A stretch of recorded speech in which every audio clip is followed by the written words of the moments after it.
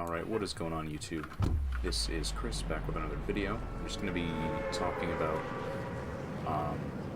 my thoughts on Season 4 so far. The good, the bad, and the questionable. And also I've been doing a lot of thinking about what to do with this YouTube channel. Or like what to continue doing, what to change, where I want to go with it, as well as streaming. Because if you don't know, I've been streaming pretty close to every day recently, and I've been enjoying it a lot. So yeah, first thing, I'm going to get into what I'm going to do with the YouTube channel. I've been getting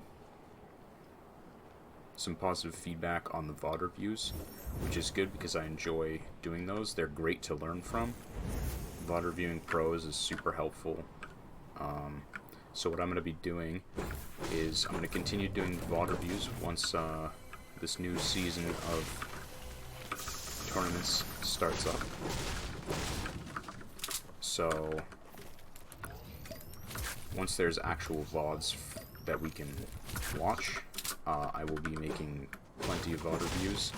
If you have certain players in mind and the replay mode will allow it, because last time I tried to do a more in-depth analysis on Tayson, and the replay mode was kind of bugged and it wouldn't actually let me watch the recording. So, but if you guys have certain players in mind, I'm down to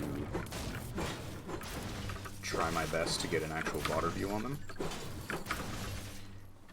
I'm also going to be VOD reviewing my own games that go well as if people want me to VOD review their games, I may do it on stream, or I may do it on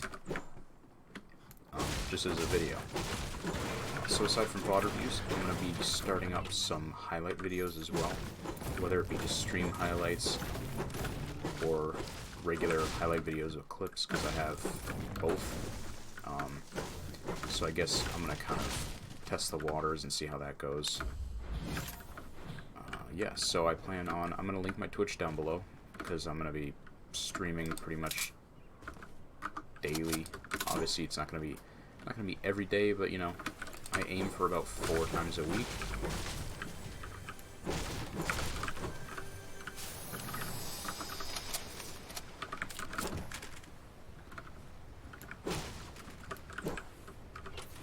I aim for about 4 to 5 times a week streaming.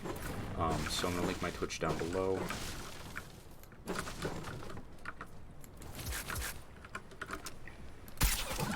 So now I'm going to kind of talk about my thoughts on Season 4 so far. I think this was kind of what Fortnite needed, if I'm being honest. Last season was, in my opinion, dull. They didn't have a whole lot of interesting loot. For the most part, charged shotguns are pretty boring to use, if I'm, again, being honest. Because you have to charge them, so you can't, like, insta-shoot. So, like, for instance, last season I had people jumping in my boxes, and there would be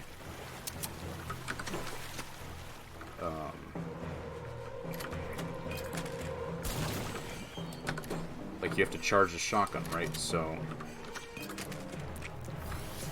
people jump in your box, you can't really do a whole lot,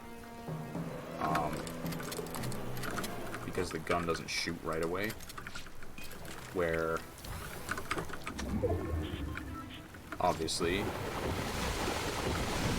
on pump shotgun you can shoot right away. So some people think of it as like the charge shotgun. I've heard being called a bailout weapon compared to the charge, because the charge,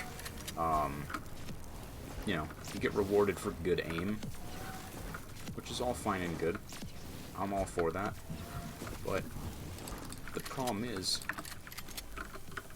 with the previous meta last season being just non-stop W keying, it was kind of hard to play and enjoy using that weapon because everyone would just W key, and and honestly, like if you're W keying with the charge, drops to you, because it is difficult to use, I will admit that, for W keying. Like, if you're playing with an aggressive playstyle, it is difficult. And for me, who likes to play an aggressive playstyle for the most part, you know, sometimes in tournaments, not so much, just because of, you know, don't want to throw the tournament.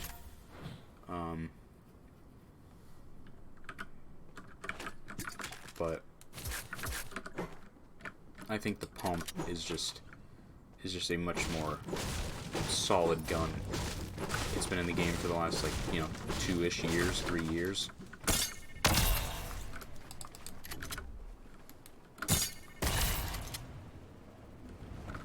And I know the charge, the whole point of it was to add the new mechanic to the game and see how it goes. I do respect that. But honestly, it can be kind of annoying to use. And then the way they nerfed attack was a bit questionable as well last season, where it was pretty much unusable. I mean, I used it a lot, but the fact that it was hitting for like anywhere from 10 to 30 damage on average, like, that's not really an option when someone's W keying in your box, or if you're even, or, you know, you're just fighting in general. Like, it's pretty difficult to use when it's not doing any damage compared to the charge. So I'm glad they brought the pump back. I'm also incredibly happy that they brought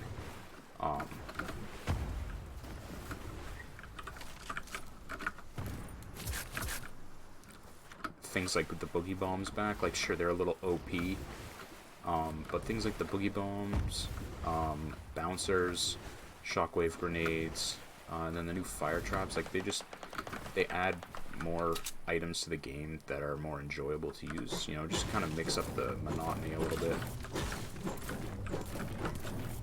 So I'm glad they brought those back, because last season's loot pool was pretty dull. You know, they brought back some fan favorites, the pump. The TAC SMG is questionable. This thing's pretty overpowered, if I'm being honest. But they brought back some good stuff. The combat shotgun is good. They brought it back, but it doesn't do as much damage as it used to. So it's kind of like replacing the TAC this season.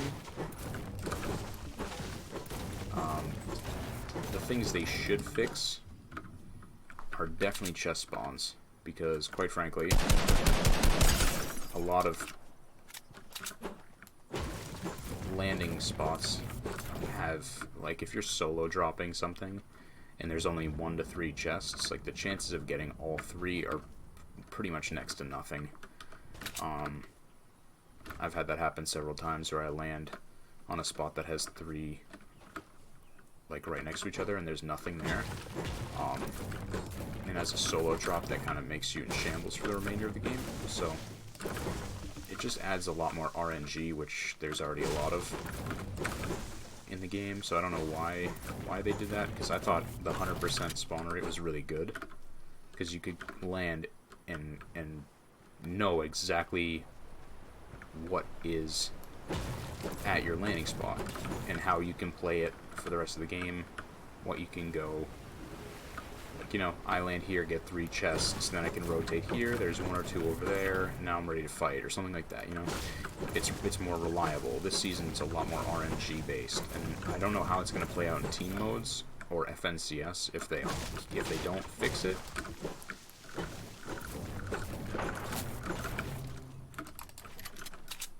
Where is this guy? Alright, cool dude. But yeah, I think they should fix that. I'm also really thankful they took out Marauders, because Marauders would just grief your game. I think I had 2 or 3 games in DreamHack where I was like, basically hot dropped by Marauders, because I had a landing zone near, I guess, one of their primary locations. I was constantly being landed on by Marauders early game, which can completely grief your game, and it did. So I'm glad that they removed those. The planes and the Stark jets is balanced because they have robots